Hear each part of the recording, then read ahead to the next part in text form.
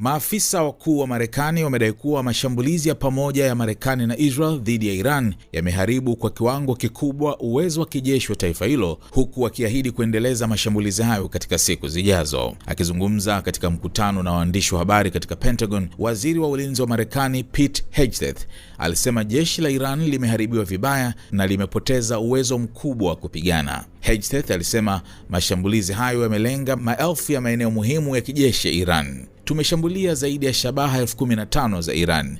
Jeshi lao limeathirika vibaya na uwezo wao wa kupigana umeharibiwa, alisema. Alidai pia kuwa Iran kwa sasa haina ulinzi wa anga, haina jeshi la anga na haina jeshi la wanamaji, huku makombora na drone zake nyingi zikiwa zimeharibiwa au kudunguliwa angani. Kwa mujibu wake, mashambulizi ya makombora kutoka Iran yamepungua kwa takriban 90%, huku mashambulizi ya drone yakipungua kwa karibu 95%. Katika hotuba hiyo, Hegseth pia alidai kuwa kiongozi mpya wa Iran, Mojtaba Khamenei, ambaye alichukua nafasi ya babake Ayatollah Ali Khamenei, amejeruhiwa vibaya katika mashambulizi ya awali yaliyomuua babake. Amesema Khamenei alipata majeraha makubwa na hata kuharibika sura, akitilia shaka taarifa zilizotolewa kwa maandishi na kiongozi huyo bila kuonekana hadharani.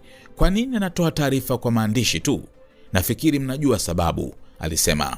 Waziri huyo alisema Marekani na Israel wataendelea na mashambulizi hadi pale uwezo wa kijeshi wa Iran utakapodhoofishwa kabisa. Hivi karibuni makampuni yote ya ulinzi ya Iran yatakuwa yameharibiwa, alisema, akionyesha kuwa viwanda vinavyotengeneza vifaa vya makombora ya ballistic ni miongoni mwa shabaha kuu za mashambulizi yajayo. Kwa upande wake, Rais Donald Trump alisema Marekani ipo tayari kushambulia Iran kwa nguvu zaidi katika wiki ijayo ikiwa hali itaendelea kuwa mbaya. Akizungumza katika mahojiano na Fox News Radio, Trump alisema Marekani inaweza pia kusindikiza meli za mafuta kupitia mlango wa Hormuz ikiwa kutahitajika, kufuatia hofu ya usumbufu wa usafirishaji wa mafuta duniani. Tunaweza kufanya hivyo kama ikibidi, alisema Trump.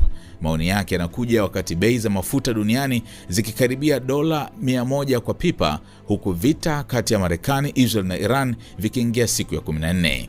Ingawa maafisa wa Marekani wanasema jeshi la Iran limeharibiwa vibaya, Hegseth alikiri kuwa Iran bado ina uwezo wa kurusha makombora na drone dhidi ya Israel na mataifa jirani.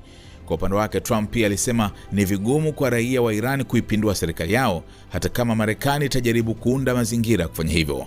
Ni changamoto kubwa kwa watu ambao hawana silaha, alisema Trump. Katika mahojiano hayo, Trump pia alidokeza kuwa rais wa Urusi Vladimir Putin huenda anaipatia Irani msaada kidogo, akisema huenda Moscow inafanya hivyo kwa sababu inaamini Marekani inaiunga mkono Ukraine katika vita yake dhidi ya Urusi. Wakati huo huo,